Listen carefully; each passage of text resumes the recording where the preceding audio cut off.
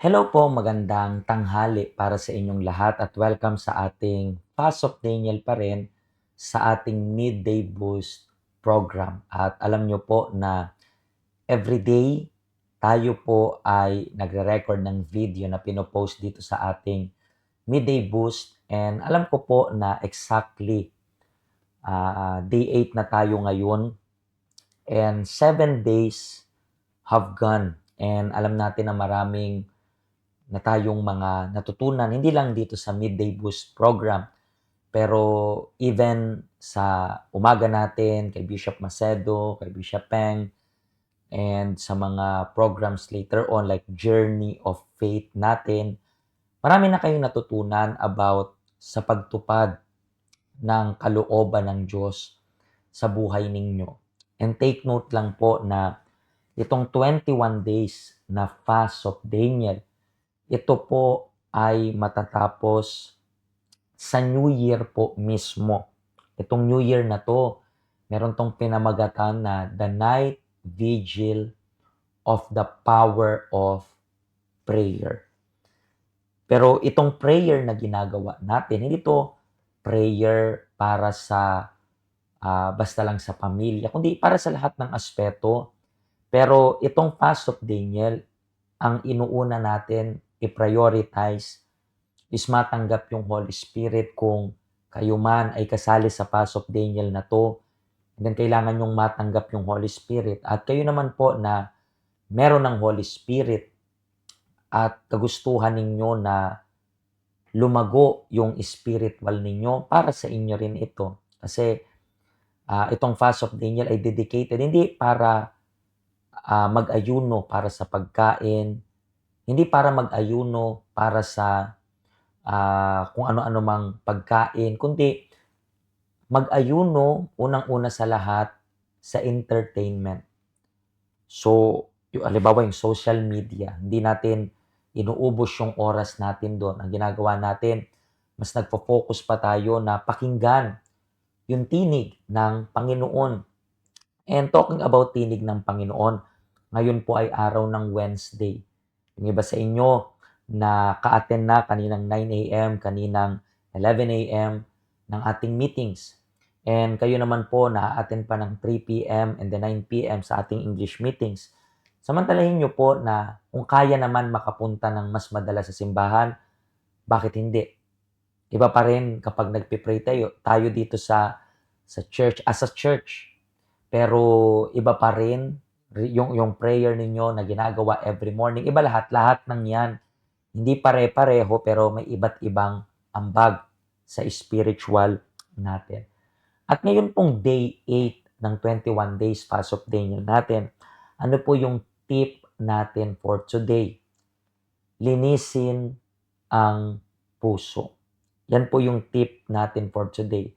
Alam ko po na kahapon lang napag-usapan natin yung mga nakarang araw rin, napag-usapan natin yung tungkol sa bautismo ng tubig. And talking about bautismo sa tubig, ito rin ay konektado. Actually, basahin natin yung verse of the day natin for today. It's written like this: kaya talikuran nyo na ang dati nyong pamumuhay dahil gawain ito ng dati ninyong pagkatao. Ang pagkataong ito ang siyang nagpapahamak sa inyo dahil sa masasamang hangarin na dumadaya sa inyo. Interestingly, di ba, nung Sunday, pinag-usapan natin yung tungkol sa puso natin, na yung puso natin mandaraya higit sa lahat. Na yung puso natin hindi marunong makontento. Yung puso natin palaging maghahangad ng something more. Like, for example, hindi yan makokontento kasi may butas may butas yung kalooban natin. That's why we keep on saying itong month ng December as sinasabi namin na kapag inayos ninyo yung kalooban ninyo, maayos yung buhay ninyo. So, basically, ang main priority natin is yung loob natin. Once naayos yung loob natin, maayos rin po yung lahat.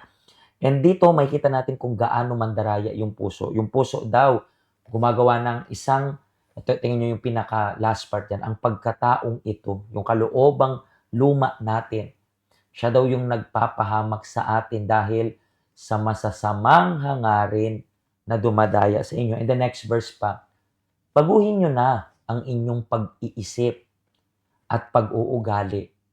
Ipakita ninyong binago na kayo ng Diyos at binigyan ng buhay na matuwid at banal katulad ng sa Diyos. That's why necessarily itong day 8 task natin na linisin yung puso natin. Bakit? Para ma-identify po ninyo kung ano yung mali dyan sa kalooban ninyo. This time, take this moment na pagkatapos ng program na ito, ano pa kaya yung nagpaparumi sa puso ninyo? Anong pag-uugali na hindi nyo pa mabago-bago? So, that's the time na dapat mo nang i-eliminate yan. Ano yung meron ka sa puso mo na dinadala mo pa rin until now? Siguro up until now, meron kang sama ng loob.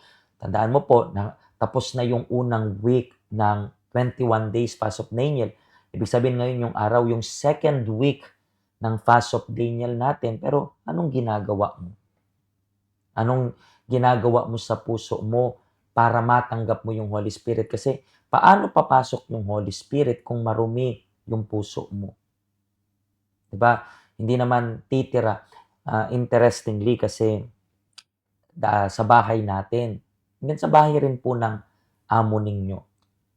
Typical para sa atin na kapag merong bisita, linilinis natin yung bahay natin.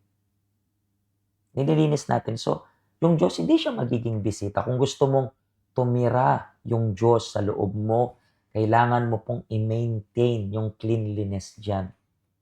Linisin mo. Isipin mo, ikaw lang po yung nakakaalam kung ano ang dapat mong gawin sa kalooban mo. Okay? I'm talking about yung kalooban natin. Do not forget mamaya, mas pag-uusapan pa natin ito sa ating journey of faith. Karamihan sa inyo nakaakyat na sa altar. Yung iba, magfulfill pa lang ng vow ninyo sa mga weeks na ito. Siguro up until December 31st, pwede pa po kayong umakyat sa altar para i-fulfill yung vow ninyo sa Panginoon. Anong pinaka-nais natin? Yes, kaligtasan natin. And you even claim na ligtas ka na, this is the time na you are going to think about yung mga kapamilya mo naman na dapat rin magkaroon ng kaligtasan. So, pwede kang sumali ng campaign on behalf of your family members na alam mo kailangan rin nila ng salvation. Though, alam natin na ang salvation ay personal, pero malaki pong tulong yung vows na ginagawa natin para sa family. Pero mas pag-uusapan pa natin yan sa journey of faith natin. So mga kaibigan, magkita-kita po tayo mamaya sa meetings or sa journey of faith at magkita-kita po tayo bukas sa day 9 ng 21 days fast of Daniel natin. At please, kung natulungan ka po ng video na ito, huwag lang basta manood. I-share mo rin itong link ng program na ito para sa lahat. Pagpalain po kayo ng Diyos.